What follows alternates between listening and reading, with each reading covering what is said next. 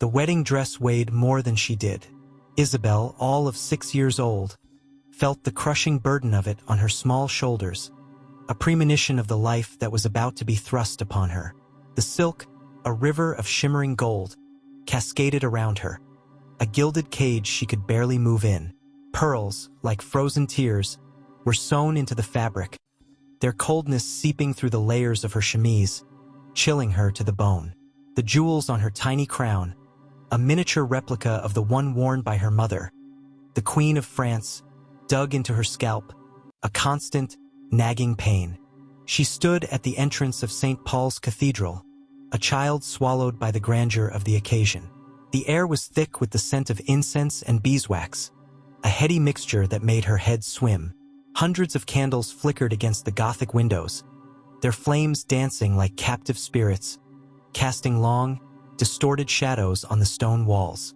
The organ, a beast of wood and pipe, thundered through the stone halls, its music a terrifying symphony that vibrated in her chest.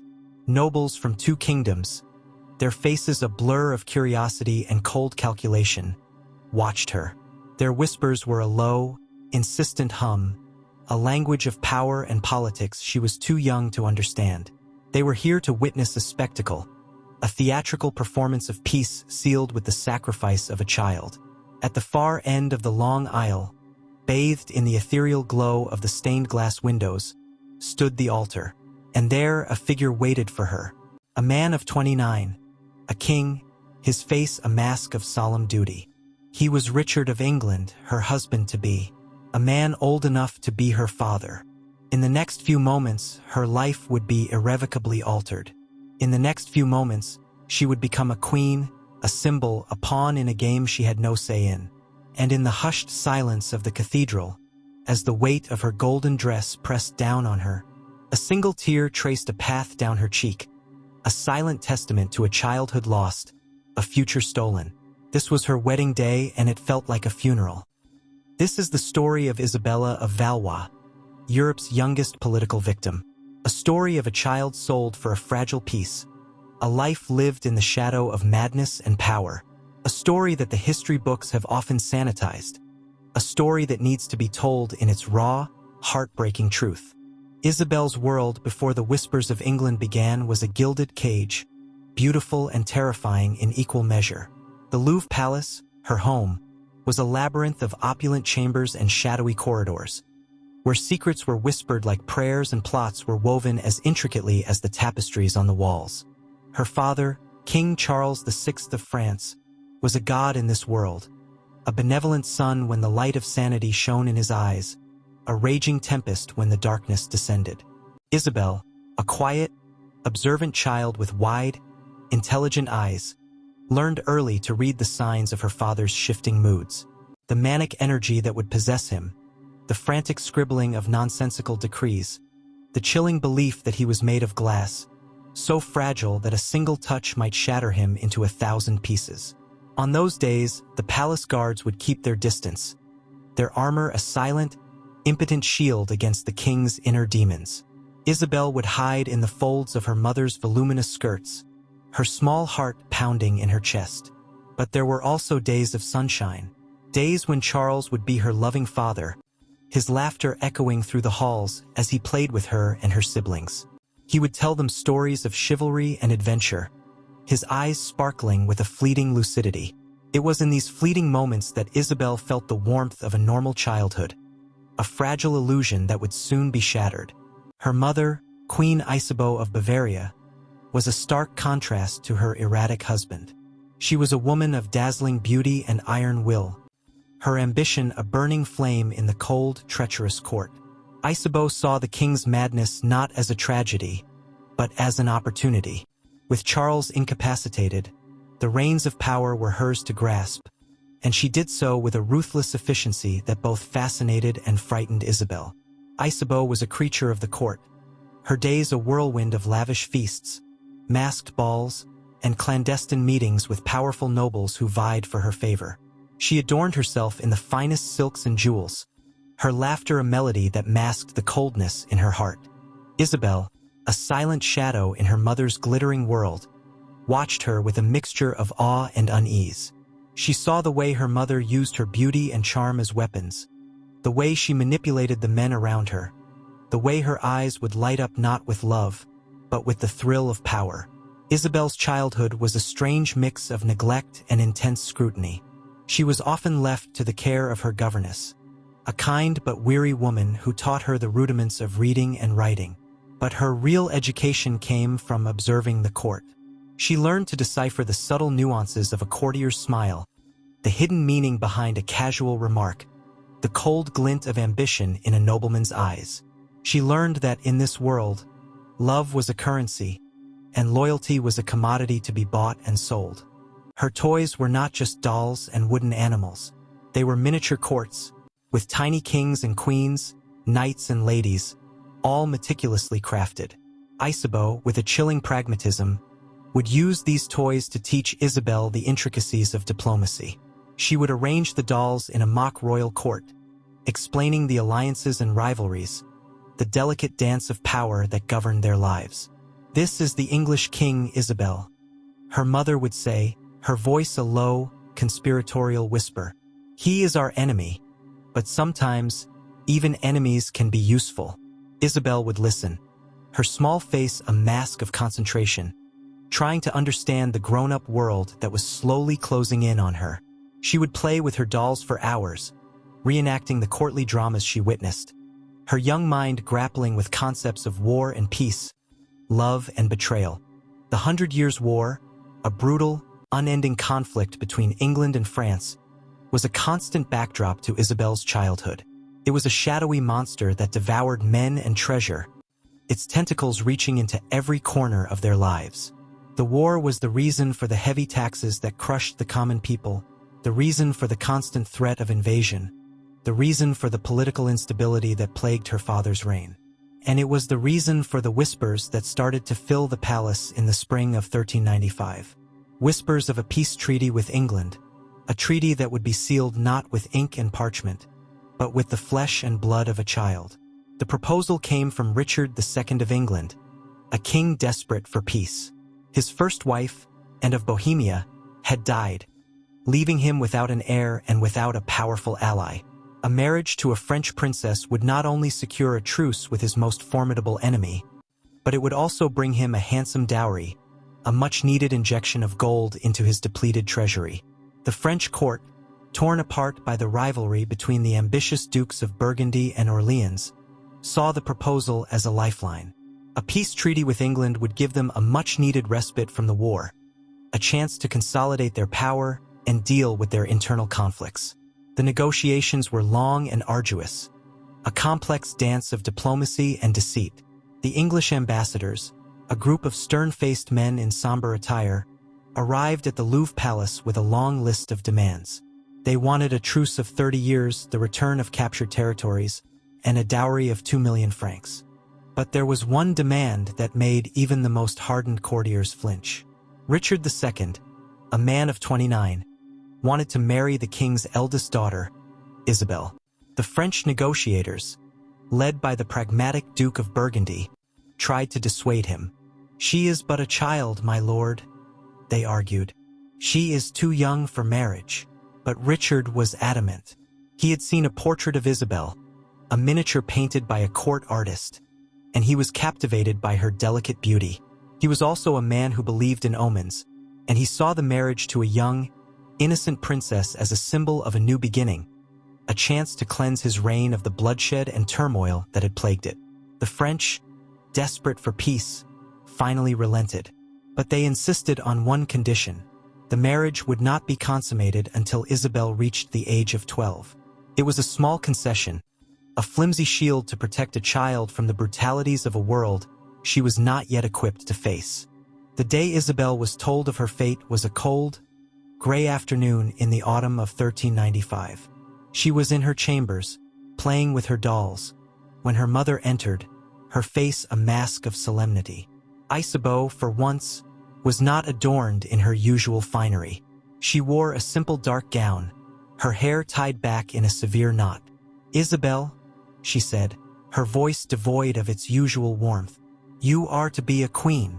Isabel looked up, her blue eyes wide with confusion. "A queen?" Like you, Mama? Yes, like me, Isabeau replied, a flicker of something unreadable in her eyes. You are to marry the King of England. Isabel's small world tilted on its axis. England? The land of their enemies? The land of the monsters her father raved about in his moments of madness? But I don't want to go to England, she whispered, her voice trembling. I want to stay here with you and Papa. You will do as you are told, Isabel, Isabeau said, her voice hardening. You are a princess of France. You have a duty to your country. Tears welled up in Isabel's eyes, but she held them back, a small act of defiance in the face of her mother's cold authority. She looked down at her dolls, her tiny hands clutching them tightly. Can I bring my dolls with me? She asked, her voice barely a whisper. Isabeau's face softened for a moment, a rare glimpse of the mother behind the queen. Yes, my child, she said, her voice laced with a hint of sadness. You can bring your dolls. It was a small comfort, a fragile thread of familiarity in a world that was about to be torn apart. The betrothal ceremony was a grand affair, a public spectacle designed to impress the English ambassadors and showcase the wealth and power of the French court. Isabel, dressed in a gown of white silk, stood beside her father, who, for once, was lucid and composed. He held her hand tightly, his touch a fleeting moment of comfort in a sea of strange faces. The English ambassadors, their faces impassive, watched her with a mixture of curiosity and pity. They saw a small, fragile child, a porcelain doll about to be handed over to a man more than 4 times her age. The ceremony was a blur of Latin prayers and solemn vows, words that held no meaning for the 6-year-old girl at the center of it all. All she could think about was her dolls, her only companions in a world that was about to become a very lonely place. The days that followed were a whirlwind of preparations. Seamstresses worked day and night to create a trousseau fit for a queen. 12 wedding dresses, 40 ceremonial gowns, a fortune in jewels and precious fabrics, all for a child who would have been happier with a new ribbon for her hair. Isabel was paraded before the English ambassadors like a prized mare, her every move scrutinized, her every word recorded. They examined her teeth, her posture, her hair, their cold, calculating eyes missing nothing. She will ripen beautifully, one of them remarked, his words a chilling premonition of the life that awaited her. The wedding was set for November 1396, a grand ceremony to be held in the French port of Calais, a neutral territory where 2 warring kingdoms would come together to celebrate a fragile peace. As the day of her departure approached, a sense of dread settled over Isabel. She would say goodbye to her family, her home, everything she had ever known. She would be handed over to a stranger, a man she had only seen in a portrait, a king from a land she had been taught to fear. A crying king, his face ravaged by sorrow and madness, embraces his small daughter. He is pressing a tiny doll into her hands. The room is dark, lit only by a single torch on the wall, creating an emotional and intimate scene. And then, on a cold, windswept beach near Calais, she met her husband for the first time, Richard II of England, a tall, elegant man with sad, haunted eyes. He knelt before her, his face a mixture of pity and awe. "Welcome, my little queen," he said, his voice a gentle murmur. He took her small, cold hand in his touch surprisingly warm. For a fleeting moment, Isabel felt a flicker of hope. Maybe, just maybe, this new life wouldn't be as terrible as she had imagined. But as she looked into his eyes, she saw the same sadness she had seen in her father's, the same haunted look of a man burdened by the weight of a crown. And in that moment, she knew that she had simply exchanged one gilded cage for another. The bars were just a little further apart, the view a little different, but the cage was still a cage. And she was still a prisoner. The meeting on the windswept plains of Calais was but a prelude. The true performance, the sacrament that would bind a 6-year-old child to a 29-year-old king, was to take place within the hallowed stone walls of St. Nicholas's Church. For Isabel, the short journey from the royal pavilion to the church nave was a passage from one form of unreality to another. The world outside had been a blur of wind-whipped banners and the salty tang of the sea. The world inside was a suffocating press of jewels, incense, and the unblinking stares of 1,000 eyes. Richard held her hand, his grip firm but not crushing. He led her down the aisle, his long strides forcing her into a half-trot to keep pace. Her wedding dress, the one that weighed more than she did, was a river of gold and pearls, its train so long that 2 ladies-in-waiting had to carry it behind her, their faces set in grim concentration. The organ thundered, a sound so vast and powerful it seemed to shake the very foundations of the earth, and Isabel felt a tremor of fear run through her small body. This was not a celebration. It was a surrender. At the altar, the Archbishop of Canterbury, a man whose face was a web of wrinkles and whose eyes held a weary wisdom, awaited them. He had to kneel to bring his face level with hers, his red and gold vestments pooling around him like a pool of blood and treasure. The Latin words he spoke were a meaningless drone, a river of sound that washed over her without leaving a trace. She understood none of it, only the weight of the moment, the solemnity of the occasion, the feeling that she was being irrevocably changed, reshaped into something she did not recognize. When it came time for the vows, a hush fell over the cathedral. The Archbishop, his voice a low, gentle rumble, asked her if she, Isabella, took Richard to be her husband. Silence. The word was a stone in her throat, a heavy, unmovable weight. She could not speak, could not breathe. Her eyes, wide and terrified, darted to the faces in the crowd, seeking a familiar face, a sign of comfort, but found none. A hand, gentle but insistent, touched her shoulder. It was one of Richard's ladies, a woman with kind eyes and a sad smile. She leaned in, her breath a warm cloud against Isabel's ear, and whispered the words. "Say I will, my lady," she murmured. "Say I will." Isabel's lips moved, but no sound came out. The lady whispered again, her voice a little more urgent this time. "You must say it, my lady, for the king, for peace." And so, with a voice so small it was barely audible, a fragile whispered, "I will." Isabel sealed her fate. The Archbishop, his face a mask of relief, pronounced them man and wife. The organ, once a harbinger of doom, now roared in a triumphant crescendo. The crowd, a sea of faces she did not know, erupted in a chorus of cheers. The wedding feast was a blur of noise and color, a chaotic symphony of feasting and revelry that did little to soothe Isabel's frayed nerves.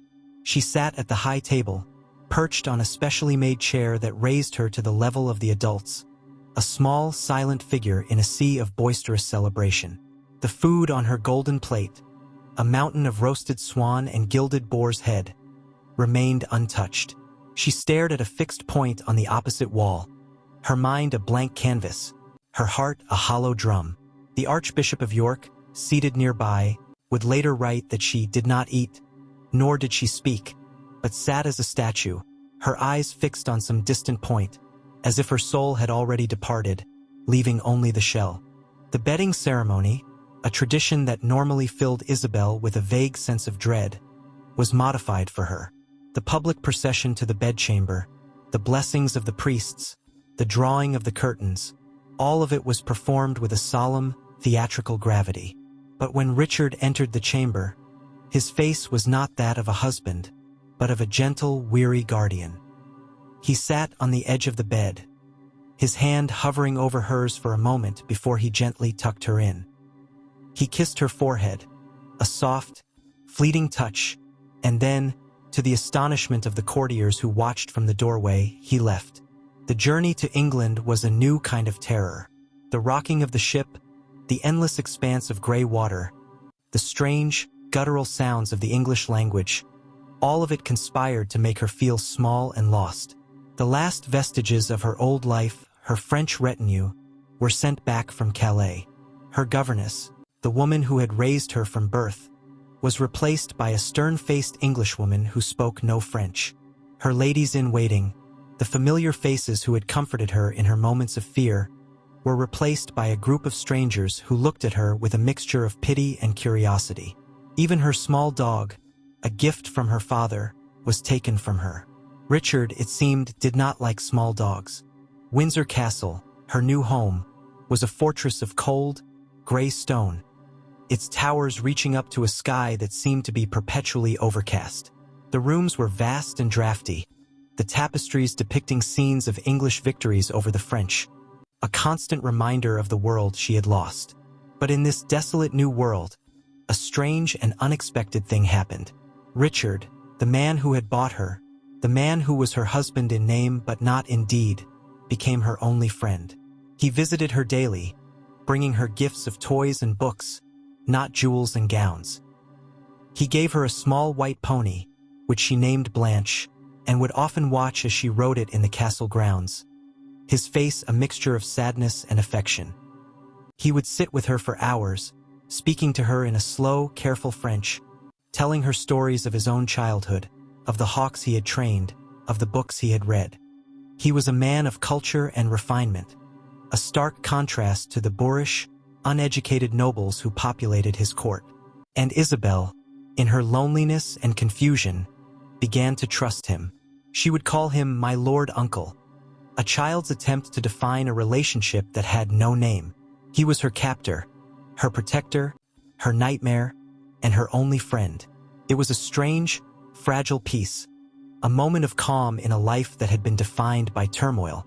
But it was a peace built on a foundation of political instability, a house of cards that was about to come crashing down. For 3 years, the Gilded Cage of Windsor was Isabelle's world. It was a life of quiet routine, a strange pantomime of royal life where the child queen played with her pony and her dolls while her husband, the king, ruled a kingdom teetering on the brink of rebellion. The letters from France became less frequent, the news from home a distant, muffled echo. Isabelle, now 9 years old, was slowly, inexorably becoming English. But the fragile peace Richard had bought with a child's life was not to last. His reign, already marked by extravagance and tyranny, was unraveling. He had alienated his nobles, taxed his people to the point of destitution, and ruled with an increasingly despotic hand. The lords of England, who had once grumbled in private, now plotted in secret. The final straw came in 1399, when Richard, in a moment of reckless avarice, seized the lands of his exiled cousin, Henry Bolingbroke, the Duke of Lancaster. It was a fatal miscalculation, an act of greed that would cost him his throne and his life. Henry Bolingbroke, a man of ambition and military prowess, returned to England not as a supplicant, but as a conqueror. He landed at Ravenspur with a small army, his cause championed by the disaffected nobles who flocked to his banner. Richard's support, a fragile edifice built on fear and bribery, crumbled in a matter of weeks.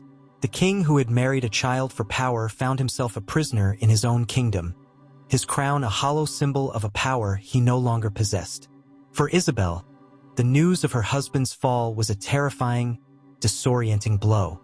The man who had been her gentle captor, her only friend in a foreign land, was now a prisoner, his fate in the hands of his enemies. She was moved from Windsor to the more secure confines of the Tower of London, her gilded cage replaced by a stone one. The new king, Henry IV, was a man of cold, ruthless pragmatism. He saw Isabelle not as a child, but as a political problem. She was the Queen of England, the symbol of the old regime, a living reminder of the king he had deposed. And she was a French princess, a valuable pawn in the ongoing game of chess between England and France. Henry's first move was to try and marry Isabelle to his own son, the future Henry V. It was a cynical, calculated move, a way to legitimize his own reign and secure the French alliance that Richard had so desperately sought. But the quiet, compliant child queen was gone. In her place was a 10-year-old girl who had learned the hard lessons of survival in a treacherous court.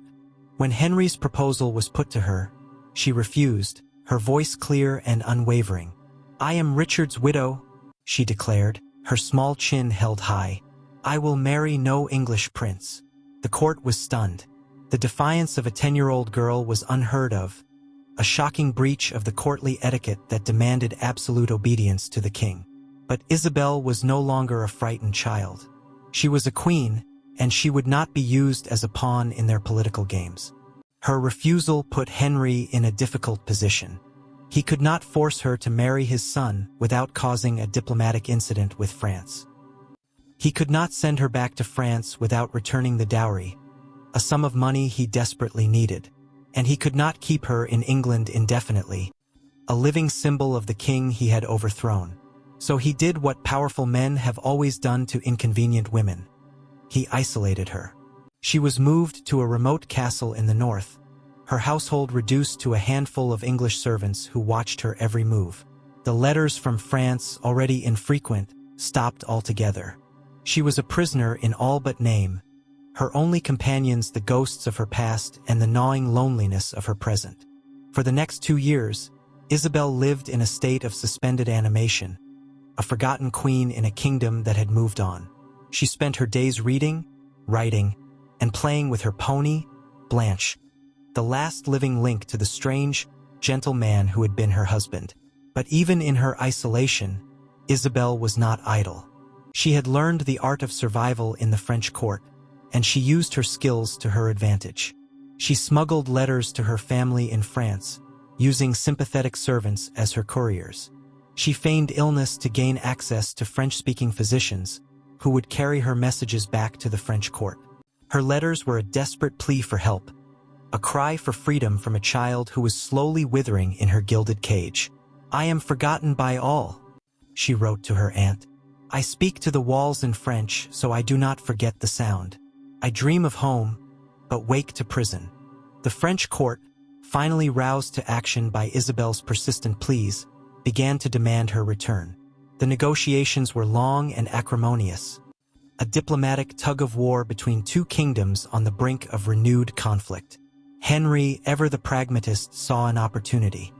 He would return Isabel, but only if the French would forgive the remaining portion of her dowry. And so, in the summer of 1401, a deal was struck. Isabel, the child queen of England, would be returned to France, her marriage to Richard annulled, her dowry forfeited. The journey back to France was a mirror image of her journey to England 5 years earlier. The same gilded carriages, the same armored knights, the same sense of a life being irrevocably altered. But this time, there was no fear, only a quiet, determined resolve. She was returning to a France that was more chaotic and violent than the one she had left. The rivalry between the Dukes of Burgundy and Orleans had erupted into open warfare, a brutal civil war that was tearing the country apart. Her father's madness had grown worse, his lucid moments becoming fewer and farther between. And her mother, Isabeau, was now openly allied with the English, a traitor to her own country. But Isabel was no longer a child. She was a woman, forged in the crucible of loss and betrayal. She had survived 2 kings, 2 kingdoms, and a lifetime of political intrigue. And she was determined to survive whatever came next. The reunion with her family was not the joyful homecoming she had dreamed of. Her father did not recognize her, his eyes vacant and unseeing. Her mother greeted her with a cold, calculating embrace, her mind already on the next political marriage, the next advantageous alliance. But Isabel was not a pawn to be moved on a chessboard. She was a queen, and she would forge her own destiny. In 1406, at the age of 17, she married her cousin, Charles, the Duke of Orleans. He was a poet and a dreamer, a man of gentle spirit and romantic soul. And in him, Isabel finally found a semblance of happiness. They had a daughter, Jean, and for a brief, fleeting moment, Isabel's life was filled with a joy she had never known. But this is the story of Isabella of Valois, and happiness was never meant to last. In 1409, at the age of 20, she died in childbirth, her body broken by a life of trauma and stress. Her story is a tragic footnote in the long, bloody history of the 100 Years' War, a testament to the brutal realities of a world where children were used as currency and queens were pawns in the games of powerful men. But it is also a story of resilience, of a child who refused to be broken, of a queen who found her voice in the face of overwhelming adversity. And in the silent halls of the Louvre, where the ghosts of kings and queens still whisper, the memory of Isabella of Valois, the child bride of England, endures, a poignant reminder of the human cost of power, the enduring power of the human spirit. Isabella's story, in the cold, unfeeling ledger of history, could have ended there. A brief entry noting a birth, 2 marriages, and a death. But a life, even one cut so brutally short, sends ripples through time. The echoes of the child queen's suffering did not fall silent with her last breath. They reverberated through the very foundations of the kingdoms that had bartered for her soul.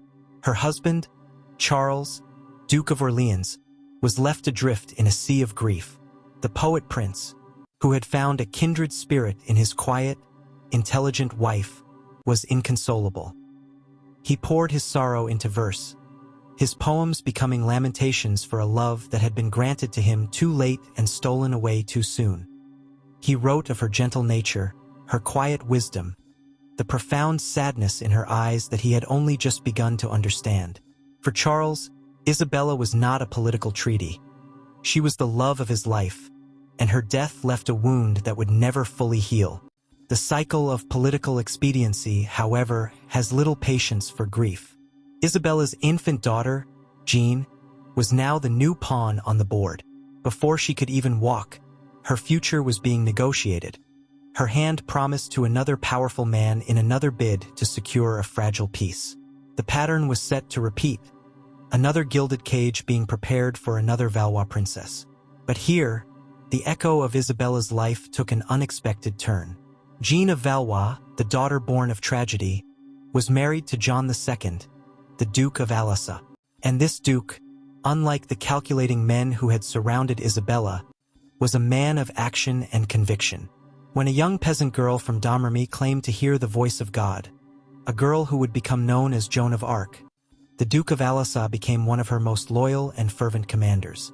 He fought beside her at the Siege of Orleans, at the Battle of Patay, in the desperate, glorious campaign to reclaim France from the English. In a strange, almost poetic twist of fate, the legacy of the queen who was sacrificed for peace with England was a daughter whose husband would become a champion in the war against them. It was as if Isabella's quiet, suppressed defiance had found its voice, not in a royal court, but on the battlefields of France, her silent suffering redeemed by the roar of cannons and the clash of steel. But the grand political machinations that had sealed Isabella's fate were far from over. The peace she had been sold for had been a lie, a temporary reprieve in a war that seemed destined to consume generations.